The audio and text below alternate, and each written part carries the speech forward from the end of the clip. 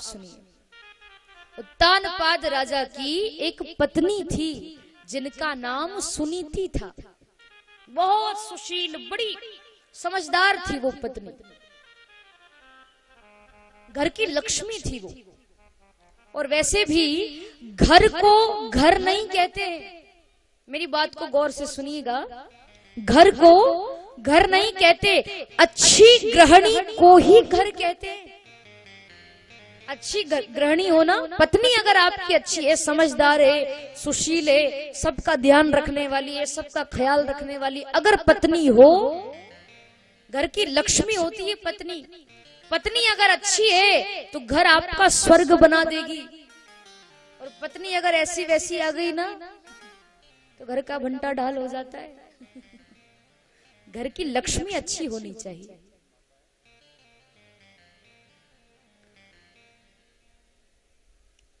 सुनीति बहुत सुशील, बहुत समझदार थी, गर्भवती थी वो। राजा उत्तानपाद अपनी पत्नी से बड़ा प्रेम करते थे, क्योंकि उनको पता था ना कि ये मेरी पत्नी नहीं, ये मेरे घर की लक्ष्मी है। जहां नारी का सम्मान होता है, जिस घर में नारी का सम्मान होता है, वहां देवताओं का वास होता है। यत्र नारी पूज्यन्ते रमन्ते तत्र देवता। जहां नारी का सम्मान होता है, जहां नारी की पूजा होती है, जहां नारी का आदर होता है, घर की लक्ष्मी का आदर होता है, वहां देवताओं का वास होता है। देवता वहां निवास करते हैं, घर की लक्ष्मी का जहां सम्मान हो। एक बार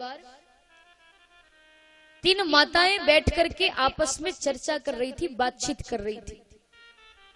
मैंने कहा ना, घर की लक्ष्मी यदि अच्छी होगी तो सब अच्छा होगा, और लक्ष्मी यदि चुगली करने वाली हो, इधर उधर की बात करने वाली हो, तो कहां घर का भला हो। तो तीन माताएं, तीन पत्नियां आपस में बैठ करके चर्चा कर रही थी। माताओं की तो आदत होती है बातचीत करने की। 4-6 माताएं बैठी कि बात करना शुरू। तीन पत्नियां बैठकर बातचीत कर रही थी। एक पत्नी, एक बहन जी, दूसरी बहन जी से कहने लगी कि मेरे पति तो इतने भुलक्कड़ हैं, इतने भुलक्कड़ हैं, इतने भुलक्कड़ हैं कि सुबह जब काम पर जाते हैं ना तो घर से भोजन करके जाते हैं। और मेरे पति इतने भुलक्कड़ हैं कि शाम को जब ऑफिस से घर आते हैं तो आते से ही मुझसे झगड़ा करते हैं। और झगड़ा किस बात का कि आज तो तूने मुझे भूखा ही मार दिया, भोजन ही नहीं करवाया। तो मेरे पति इतने भुलक्कड़ हैं कि वो सुबह भोजन करके जाते हैं पर भोजन करके भूल जाते हैं, इतने भुलक्कड़। दूसरी बहन जी कहने लगी कि तुम चुपचाप बैठी रहो, तुमसे ज्यादा तो मेरे पति भुलक्कड़ हैं। अच्छा, वो कैसे? बहन जी कहने लगी कि मेरे पति किराने की दुकान से किराने का सामान लेकर आते हैं, वो भी उधार। और वो किराने वाला रुपए पैसे मांगने के लिए जब घर आता है ना तो मेरे पति इतने भुलक्कड़ हैं, उस किराने वाले से कहते कि हमने तुमसे कब सामान लिया, सामान लेके भूल जाते, इतने भुलक्कड़। तीसरी बहन जी कहने लगी कि अब तुम दोनों चुपचाप बैठी रहो, तुम दोनों से ज्यादा तो मेरे पति भुलक्कड़ हैं। अच्छा, वो कैसे? तो तीसरी बहन जी बोली कि मैं प्रभु प्रिया जी की भागवत कथा सुनने गई थी रानी बाग देवास, दुर्गेश्वरी माता के प्रांगण में कथा चल रही है। मैं कथा सुनने गई, मैंने कथा सुनी, मुझे इतना अच्छा लगा। और कथा सुनकर 5-5:30 बजे जब अपने घर जाने लगी मैं, तो मेरे पति वही कथा पांडाल में मुझे मिल गए, क्योंकि वो भी कथा सुनने आते थे।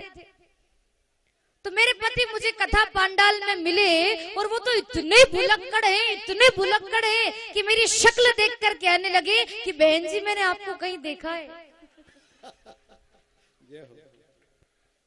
तो वो तो इतने भुलक्कड़ है कि मुझे ही भूल जाते हैं। घर की लक्ष्मी थी वो सुनीति, गर्भवती थी। एक बार राजा उत्तानपाद सुदूर प्रांत में घूमने के लिए गए। वहां उन्होंने एक राजा की बेटी को देखा जिसका नाम सुरुचि था और वो बड़ी सुंदर थी। उत्तानपाद राजा ने उसको देखा तो उस लड़की पर वो मोहित हो गया। हालांकि उत्तानपाद राजा की पत्नी थी पहले से सुनीति, उसके बावजूद उसने दूसरा विवाह कर लिया सुरुचि के साथ में। सुरुचि को अपने घर लेकर आया। सुरुचि ने देखा सुनीति को तो उत्तानपाद राजा से पूछा कि ये कौन है। उत्तानपाद ने कहा कि ये मेरी बड़ी पत्नी है, इनका नाम सुनीति है। सुरुचि कहने लगी कि जब ये थी तो मुझे क्यों लेकर आए, या तो इसको रखो या मुझे रखो। तो छोटी पत्नी यानी सुरुचि के प्रति प्रेम ज्यादा था, मन ज्यादा आकर्षित था, इसीलिए सुरुचि के कारण उत्तानपाद राजा ने सुनीति को महल से बाहर कर दिया, घर से बाहर निकाल दिया। फिर भी सुनीति को बुरा नहीं लगा। घर के बाहर, महल के बाहर ही उसने छोटी सी कुटिया बनाई और वहीं रहने लगी। और राजा उत्तानपाद सुरुचि के साथ अपने महल में रहने लगा। कुछ महीनों के बाद, क्योंकि सुनीति गर्भवती थी, तो कुछ महीनों के बाद ही उसने एक सुंदर से बालक को जन्म दिया जिनका नाम ध्रुव रखा गया। बोलिए ध्रुव जी महाराज की जय। सुनीति संतों के आश्रमों में जाती, संतों का दर्शन करती। संत भजन कीर्तन गाते तो सुनीति भी भजन कीर्तन गाती। अपने बालक छोटे से बच्चे ध्रुव से कहती कि बेटा तू भी भजन गा, तू भी कीर्तन कर। संत सत्संग करते थे। सुनीति अपने छोटे से बालक ध्रुव को गोद में लेकर बैठ जाया करती थी। अपने बच्चे से कहती कि बेटा तू भी सत्संग सुन। बड़ी अच्छी अच्छी शिक्षा, बड़े सुंदर संस्कार सुनीति ने अपने बेटे ध्रुव को दिए थे। बहुत सुंदर झांकी ध्रुव जी महाराज की जय हो। वाह भाई, एक बार ताली बजाइए जोरदार। हाँ हाँ, वाह।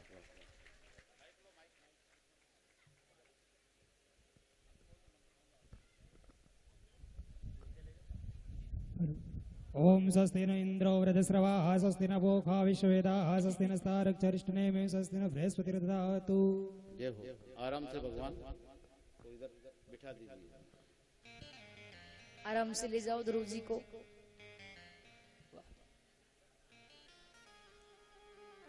बड़े छोटे से हैं ध्रुव जी, अभी 5 वर्ष के तो हैं, इनकी आयु 5 वर्ष। बैठ जाओ। हमारे जजमान आकर ध्रुव जी का तिलक करे। जजमान भी दादा दादी है, उनको तिलक करे और उनसे आशीर्वाद ले। और हमारे दीपेश जी और उनकी धर्मपत्नी भी आकर देखिए। मुझे एक बात याद आई, जब दीपेश जी का फोन आया था कथा के लिए तो बोले महाराज जी मुझे तो कुछ पता नहीं है कि क्या व्यवस्था होगी, क्या कैसे होगी, और मैं तो अकेला हूँ। तो मुझे भी लगा कि नहीं ऐसी कोई बात नहीं, आप तो कथा कराओ, सब हनुमान जी सब संभालेंगे और माता रानी सब संभालेंगे। फिर मुझे बाद में लगा, मैंने कहा दीपेश जी को फोन लाया कि आप अकेले नहीं हो, रानी बाग की सभी बहनें आपके साथ में हैं, है ना। ताली बजाइए दीपेश जी के लिए। क्या कि ये सभी बहनें, ये पूरा रानी बाग इटावा आपके साथ में है, आप अकेले कैसे हो सकते हो। कथा तो इतनी बढ़िया होगी, इतनी बढ़िया होगी कि आप जीवन में सोचोगे नहीं। देखिए, और ये कथा लाइव चल रही है, आपको लाखों करोड़ों लोग देख रहे हैं। और विदेश तो आज मेरे पास अमेरिका से फोन आया था, वो सुन रहे होंगे कि महाराज ये कथा कहाँ है, देवास कहाँ है। मैंने कहा उज्जैन महाकाल नगरी से 40 किलोमीटर दूर माता रानी के दरबार में। बोले महाराज जी बहुत आनंद आ रहा, हम यहाँ बैठ कर देख रहे हैं, है ना। ताली बजाइए जोरदार। तो दीपेश जी जो है, इनका उद्देश्य सिर्फ ये है कि महाराज जी हमारा क्षेत्र बिल्कुल हरा भरा रहे, भक्ति में रहे। पूरे देवास में सबसे ज्यादा कथा होती है तो पूरे देवास में होती है, आपके क्षेत्र में। इतनी बढ़िया। हाँ, तो हमारे दीपेश जी और उनकी धर्मपत्नी मेघा दीदी वो आकर भी यहाँ ध्रुव जी का तिलक करे और उनसे आशीर्वाद ले। बोलिए महाकाल भगवान की जय, श्री हनुमान जी महाराज की जय। जय हो।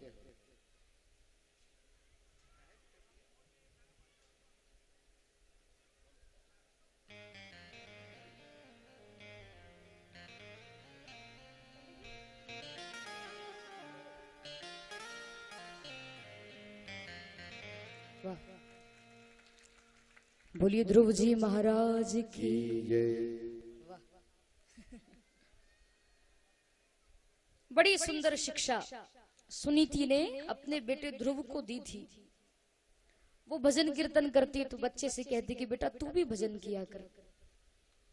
माँ चाहे तो अपने बच्चे को संत बना दे, भक्त बना दे, ज्ञानी बना दे, सज्जन व्यक्ति बना दे।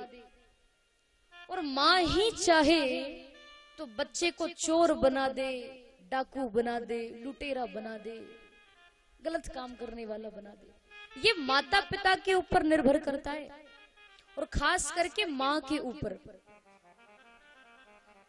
क्योंकि माँ जो होती है वो बच्चे की पहली गुरु होती है। माँ जैसे संस्कार, जैसी शिक्षा अपने बालक को देगी, बच्चा वैसा ही तो ग्रहण करेगा।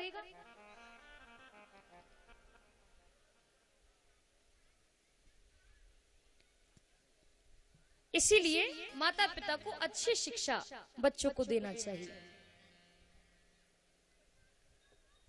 बड़ी सुंदर शिक्षा सुनीति ने दी थी बालक को। वो भजन कीर्तन करता बालक, वो ध्रुव जी।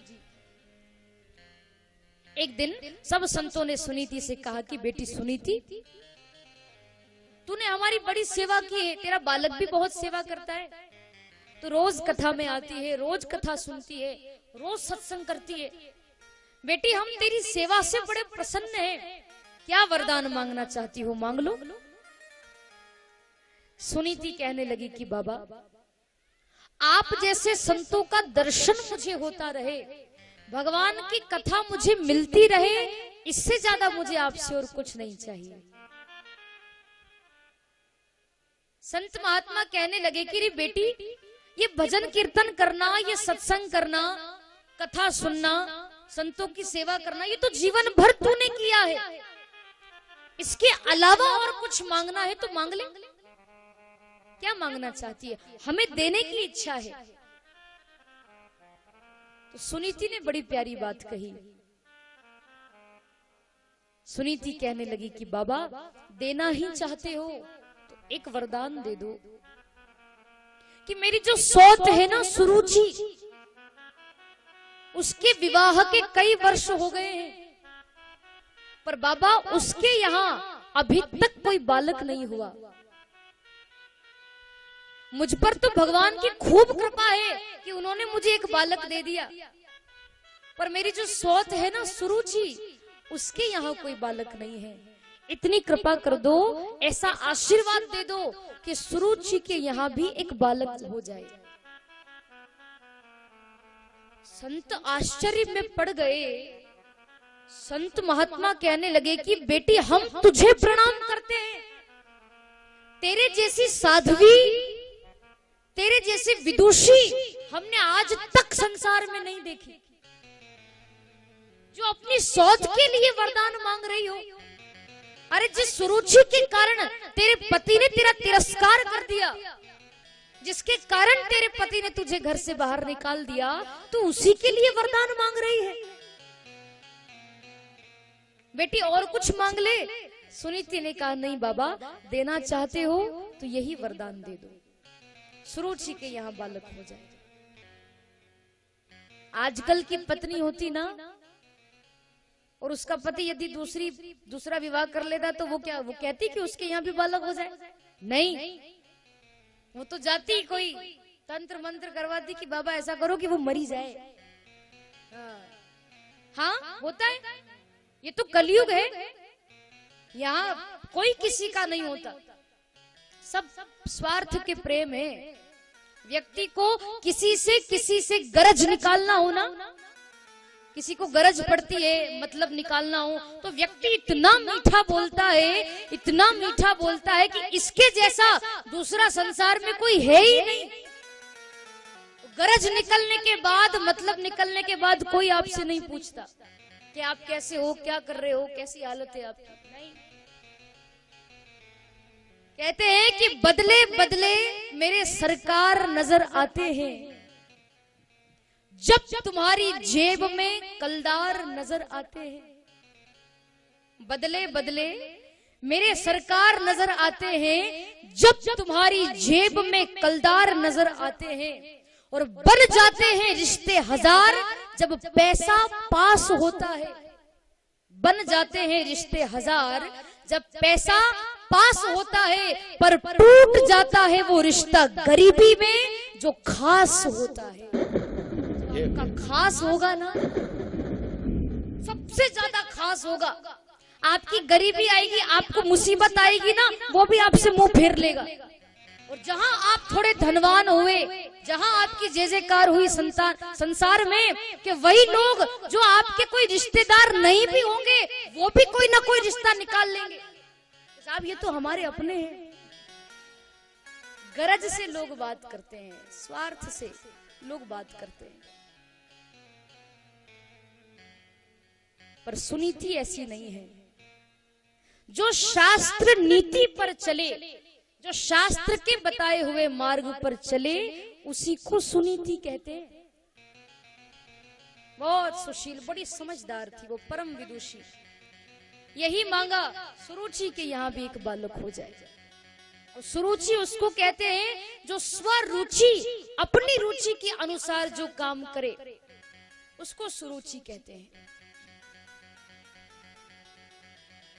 आशीर्वाद लिया संतों से, महात्माओं ने आशीर्वाद दिया कि ठीक है, सुरुचि के यहाँ भी बालक हो जाएगा। हमेशा आशीर्वाद देते हैं। और कुछ ही वर्षों के बाद सुरुचि ने भी एक बालक को जन्म दिया, जिसका नाम उत्तम रखा गया। सुनीति के बेटे का नाम ध्रुव था और सुरुचि के बालक का नाम उत्तम था।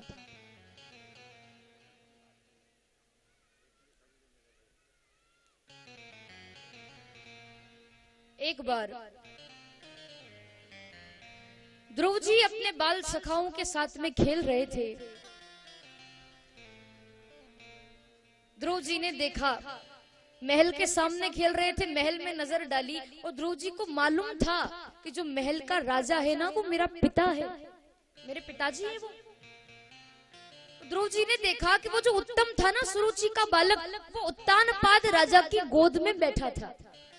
ध्रुव जी के मन में आया कि मेरे पिता की गोद में कोई बालक बैठा है, क्यों ना मैं भी अपने पिता की गोद में बैठूं। दौड़ लगा कर गए ध्रुव जी, पिताजी पिताजी मुझे भी अपनी गोद में बिठाइए, मैं भी तो आपका बालक हूँ, आपका बड़ा बेटा हूँ मैं। 4.5 वर्ष की उम्र थी उस समय ध्रुव जी की, मुझे भी अपनी गोद में बिठाओ। और उत्तानपाद राजा ने भी उत्तम को नीचे उतारा गोद से, दौड़ लगा कर गए। ध्रुव जी का हाथ पकड़ने ही वाले थे कि सुरुचि वहां आ गई और तुरंत हाथ छुड़ा दिया। क्या ये? अरे तुम्हारा बेटा तो उत्तम है, ध्रुव तुम्हारा बेटा नहीं है। तुरंत डांट दिया उत्तानपाद राजा को, तो वो भी चुपचाप बैठ गया। चिल्लाने लगी सुरुचि ध्रुव जी को, कौन हो तुम राजा के बेटे नहीं हो, राजा के बेटा तो वो उत्तम है, वो है उत्तम उनका बालक। तुम तो सौतेली माँ के बेटे हो, तुम इनके बालक नहीं हो। खूब भला बुरा कहने लगी, ध्रुव जी को चिल्लाने लगी। पिता की गोद में बैठना है तो जंगल में जाओ, भजन करो, भगवान प्रसन्न हो जाए तो उनसे वरदान मांगना कि मुझे सुरुचि की कोख से जन्म दो। मेरी कोख से जन्म लेकर आओगे तभी तुम उत्तानपाद राजा की गोद में बैठ पाओगे, वरना नहीं बैठोगे। जाओ जंगल में जाकर के भजन करो। रोने लगे ध्रुव जी। माँ के पास गए और क्या कहा वो बात हम सुने, उसके पूर्व आइए एक भजन गाते हैं। ध्रुव जी भी हमारे यहाँ बैठे हैं। आइए एक भजन, जिनको नाचना है इस भजन में नाचे, बाकी सभी लोग ताली बजाकर मेरे साथ में गाएंगे। एकली खड़ी रे मीराबाई, एकली खड़ी हो, एकली खड़ी रे मीराबाई, एकली खड़ी हो। मोहन आओ तो सही, गिरधर आओ तो सही, माधवराव मंदिर में मीराबाई एकली खड़ी। मोहन आओ तो सही, गिरधर आओ तो सही, माधवराव मंदिर में मीराबाई एकली खड़ी।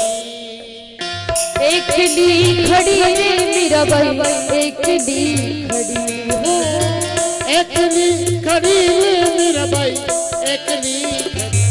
मोहन आओ तो सही, गिरधर आओ तो सही, माधवराव मंदिर में मीराबाई एकली।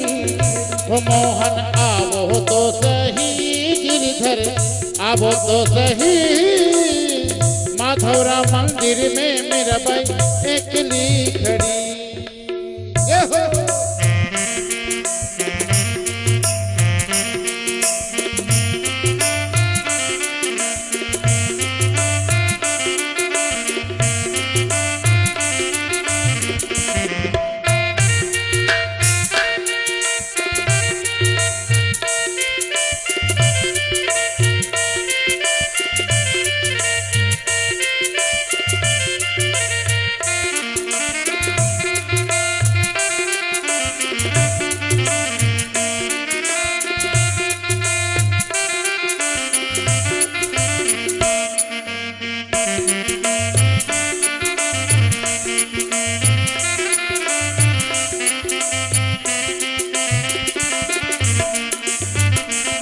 देखे वो तो सांवरा में मोर मुकुट बन जाऊं, ओ थे के वो तो सांवरा में मोर मुकुट बन जाऊं।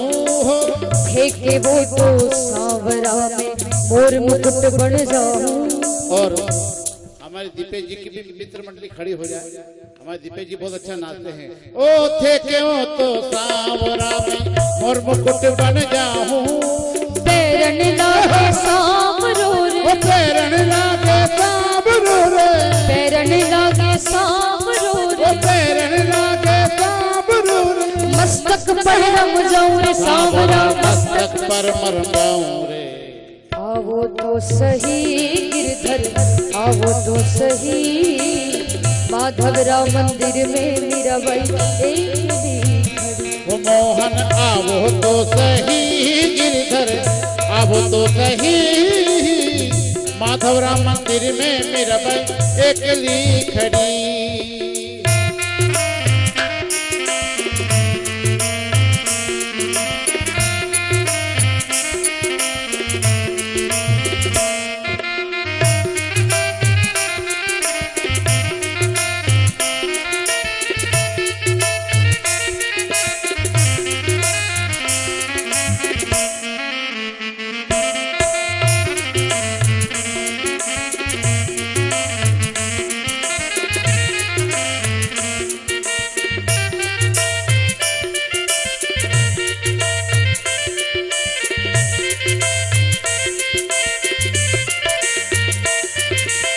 देखे वो तो सांवरा में पुष्पहार बन जाऊं, देखे वो तो सांवरा में पुष्पहार बन जाऊं।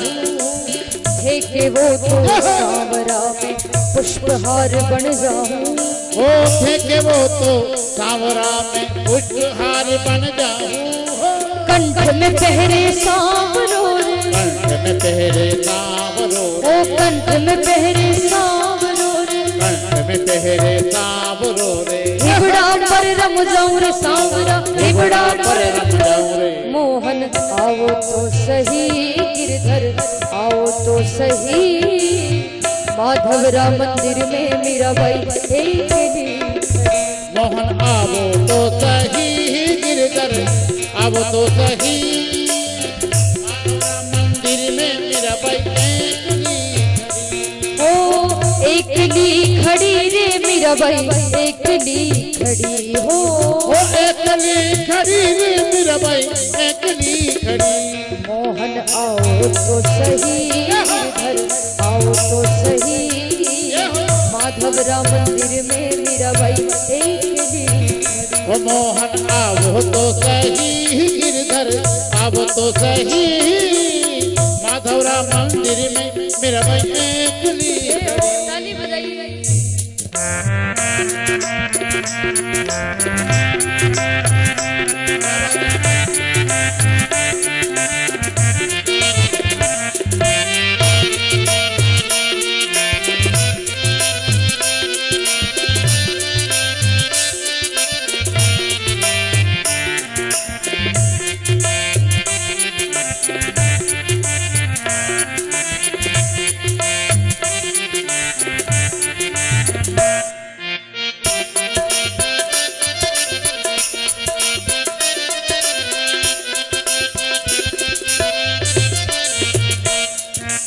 फेंके वो तो सांवरा में जल जमुना बन जाऊं। ओ फेंके वो तो सांवरा में जल जमुना बन जाऊं। फेंके वो तो सांवरा में जल जमुना बन जाऊं। फेंके वो तो सांवरा में जल जमुना बन जाऊं। नहावन लागे सांवरो रे, ओ नहावन लागे सांवरो रे, ओ नहावन लागे सांवरो रे, सावन लागे सांवरो रे, अंग अंग रम जाऊं रे सांवरा सांवरा। अंग अंग रम जाऊं रे। मोहन आओ तो सही गिरधर आओ तो सही, माधवराम मंदिर में मीराबाई एकली। ओ मोहन आवो तो सही गिरधर आवो तो सही, माधवराम मंदिर में मीराबाई एकली खड़ी।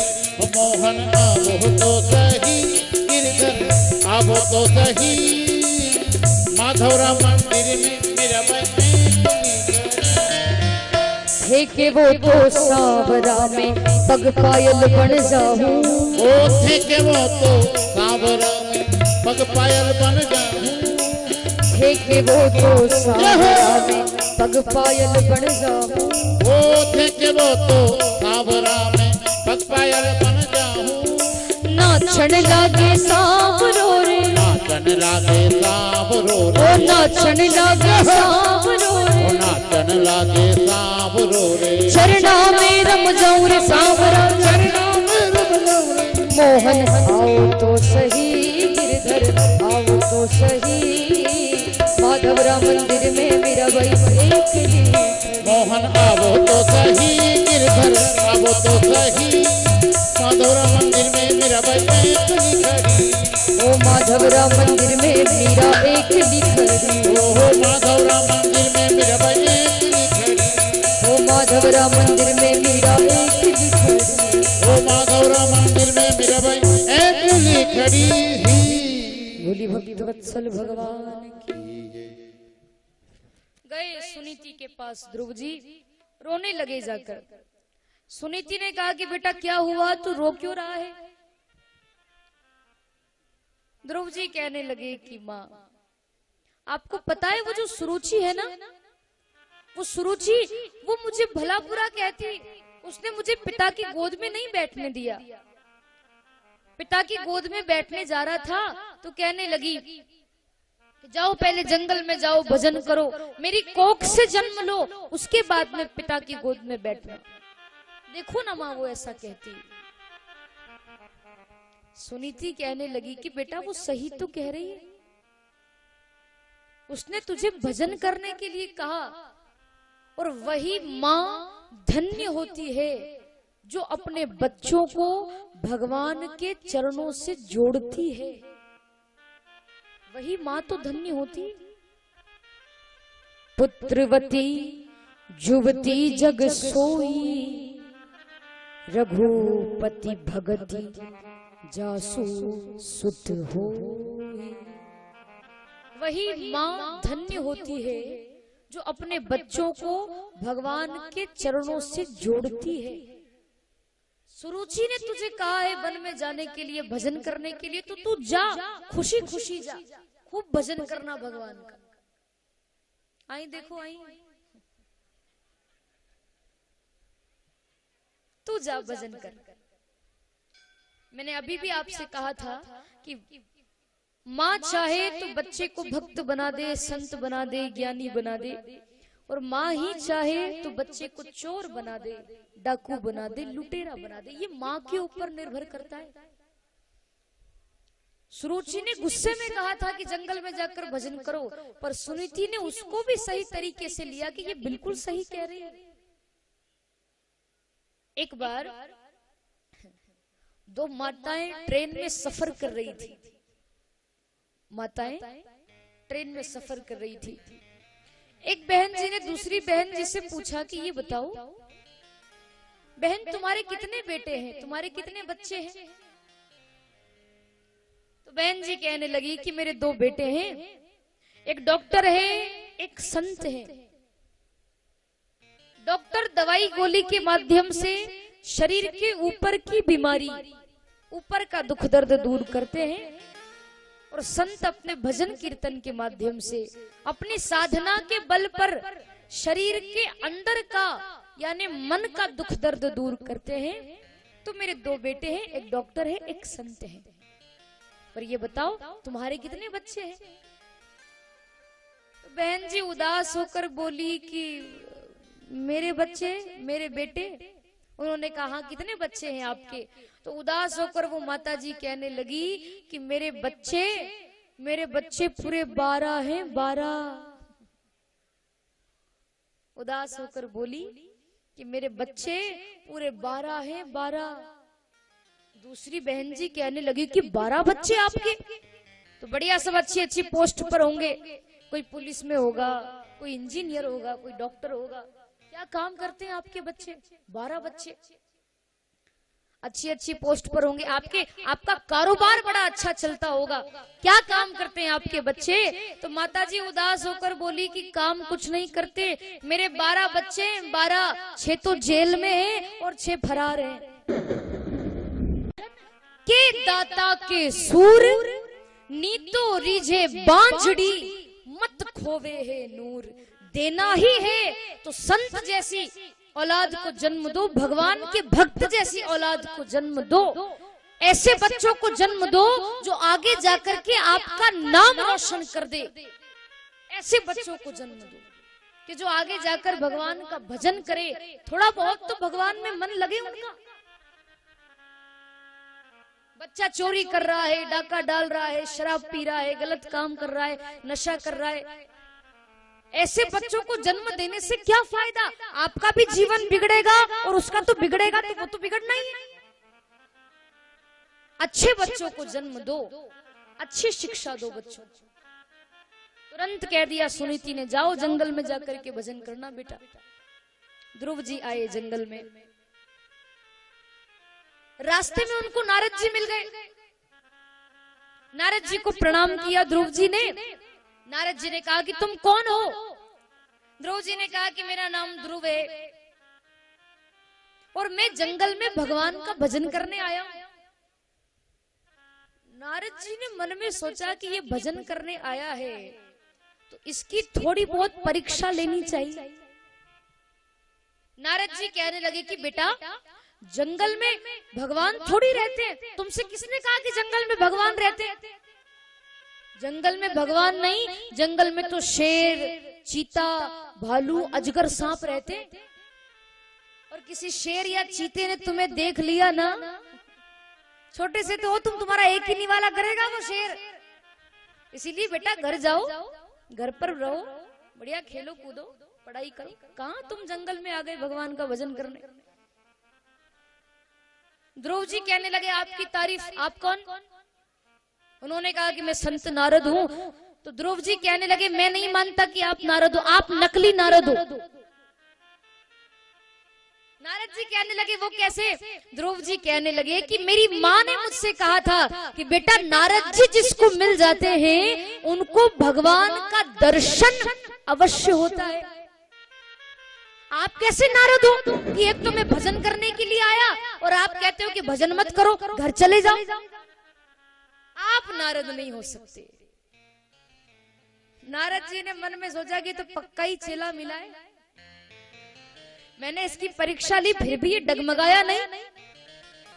नारद जी ने कहा कि बेटा मैं तो तेरी परीक्षा ले रहा था कि तू सच में भगवान का दर्शन करने आया है या ऐसे ही आ गया, पर तू परीक्षा में पास होता है। जाओ मैं तुम्हें आशीर्वाद देता हूँ, तुम यदि भगवान का भजन करोगे, ओम नमो भगवते वासुदेवाय इस महामंत्र का यदि जाप करोगे, तो वो भगवान इसी जंगल में आकर तुम्हें दर्शन देंगे, ऐसा आशीर्वाद देंगे।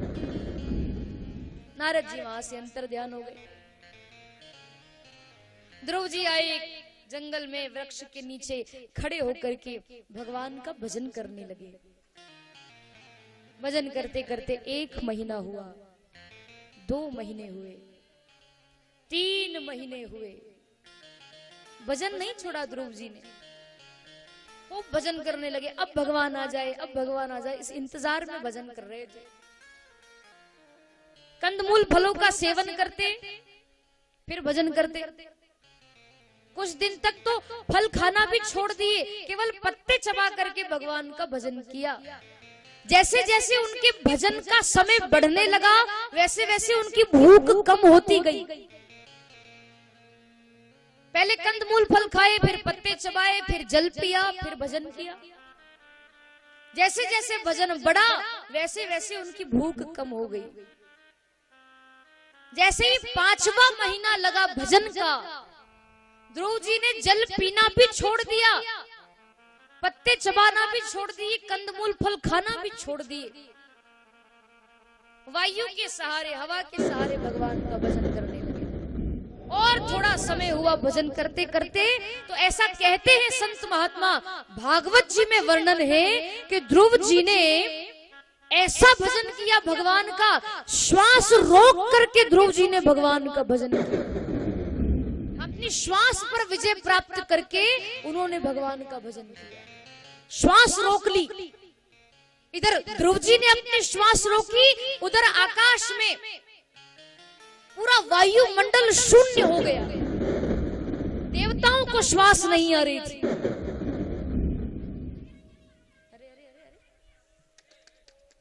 इनको बिठाइए।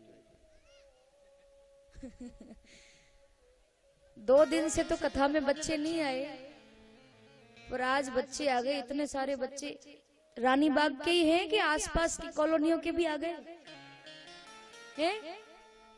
यहीं के हैं? आपके रानी बाग में कुछ ज्यादा ही बच्चे हैं। अपने अपने बच्चों को अपने अपने पास रखें, बेटा बात नहीं करना। तो ध्रुव जी ने श्वास रोक ली, श्वास रोक करके भजन किया। इधर ध्रुव जी ने श्वास रोकी, उधर सभी देवताओं को श्वास ही नहीं आ रही थी। देवताओं की भी श्वास रुक गई। सारे देवता ऐसे हांफने लगे। ब्रह्मा जी के पास गए, ब्रह्मा जी से कहा कि हमें तो श्वास ही नहीं आ रही। ब्रह्मा जी कहने लगे, भैया मेरा भी यही हाल है, मुझे भी श्वास नहीं आ रही। ये सब क्या हुआ? जैसे ही ब्रह्मा जी, सारे देवता भगवान नारायण के पास गए और कहा कि प्रभु हमको श्वास क्यों नहीं आ रही है, वायुमंडल शून्य क्यों हो गया? तब भगवान ने बताया कि मेरा छोटा सा भक्त, मात्र 5 वर्ष की उसकी आयु है, उसने श्वास रोकी है ना, इसीलिए आपको भी श्वास नहीं आ रही।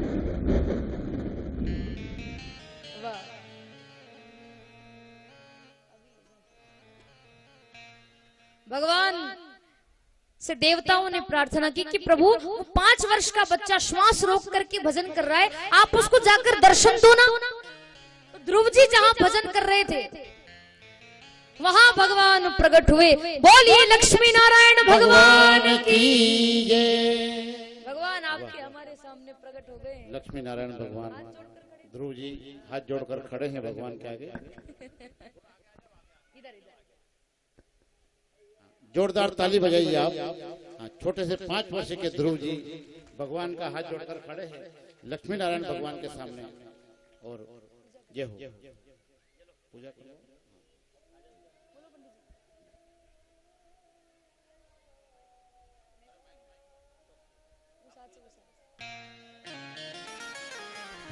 हेलो ओम हरि ओम सर्वमंगल मांगल्ये शिवे सर्वार्थ साधिके शरण्ये त्र्यंबके गौरी नारायणी नमस्तुते कृष्णाय वासुदेवाय हरिये परमात्मनः प्रणतक्लेशनाशाय गोविंदाय नमो नमः।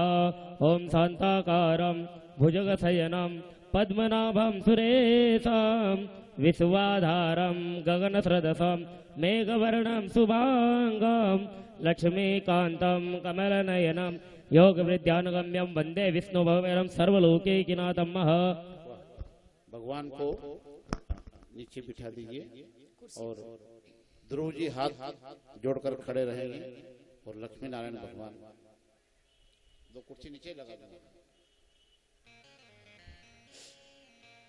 ध्रुव जी भजन करने लगे। उसी समय भगवान उनके सामने प्रकट हुए। चतुर्भुज नारायण की झांकी ध्रुव जी के सामने प्रकट हुई। जैसे ही भगवान प्रकट हुए, ध्रुव जी की आंखें तो बंद थी क्योंकि वो अंदर झांकी का दर्शन कर रहे थे भगवान की। जैसे ही भगवान प्रकट हुए, भगवान को खड़े खड़े बड़ी देर हो गई। ध्रुव जी आंख खोलने का नाम ही नहीं लेते। भगवान ने विचार किया कि मैं तो इनके सामने खड़ा हूं, ये आंख नहीं खोलता।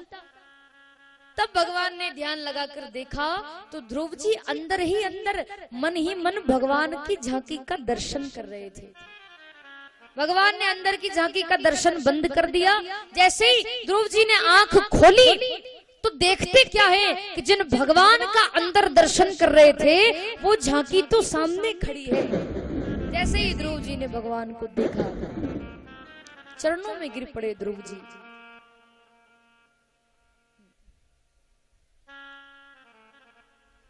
पूजन के लिए हमारे दीपेश जी और उनकी धर्मपत्नी मेघा दीदी दोनों आ जाइए। उनकी बहन भी आ जाए। और जीजा जी है क्या? जय हो।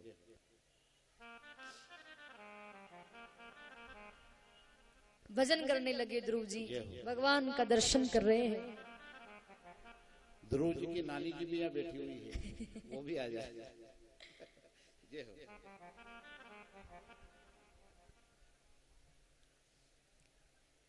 भगवान का दर्शन कर रहे थे ध्रुव जी और भगवान उनका दर्शन कर रहे हैं। ध्रुव जी तो एक ही बात कह रहे थे भगवान से, क्या? हरि दर्शन की प्यासी अखियां, हरि दर्शन की प्यासी, हरि दर्शन की प्यासी अखियां, हरि दर्शन की प्यासी, हरि दर्शन की प्यासी अखियां, हरि दर्शन की प्यासी, हरि दर्शन की प्यासी अखियां, हरि दर्शन की प्यासी। देखो चाहत कमल नयन को, देखो चाहत कमल नयन को, देखो चाहत कमल नयन को, देखो चाहत कमल नयन को। निश दिन रहत उदासी, निश दिन रहत उदासी अखियां हरि दर्शन की प्यासी। ओ हरि दर्शन की प्यासी अखियां, हरि दर्शन की प्यासी। ताली बजाइए सभी लोग।